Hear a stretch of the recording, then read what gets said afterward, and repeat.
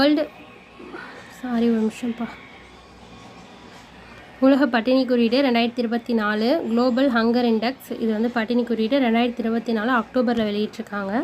அயர்லாந்தோட concern world wide மற்றும் ஜெர்மனியோட world hunger life என்ற நிறுவனமும் இணைந்து 19வது GHI குளோபல் ஹங்கர் இண்டெக்ஸ் வந்து வெளியிட்டிருக்காங்க. சர்வதேச அளவில் உணவு பற்றாக்குறை, ஊட்டச்சத்து குறைபாடு உள்ளிட்டவற்றை ஆய்வு செய்வதற்காக ஆண்டுதோறும் வெளியிட்டு வர்றாங்க.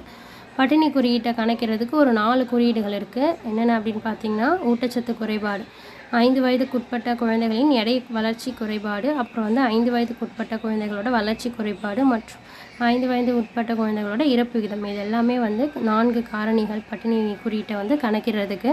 மதிப்பெண் பார்த்திங்கன்னா 0 அப்படின்றது வந்து பட்டினி இல்லாத நிலையை வந்து குறிக்கும். 100 அப்படின்றது அதிக பட்டினி நிலையை, மிக மோசமான பட்டினி நிலையை குறிக்கிறதுக்கு 100 மதிப்பெண் கொடுக்குறாங்க.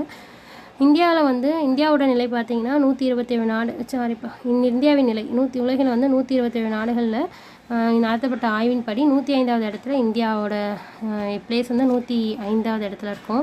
முதல் இடத்துல சீனா, கடைசி இடத்துல காங்கி அப்படின்ற ஒரு நாடு இருக்குது. இந்தியாவில் வந்து 27.3 மதிப்பெண் பெற்று தீவிர பசி பிரச்சனைகள் உள்ள பிரிவில் தான் இருக்குது. 42 நாடுகள் டோட்டலாக இருக்குது. அதில் இந்தியாவும் ஒன்று.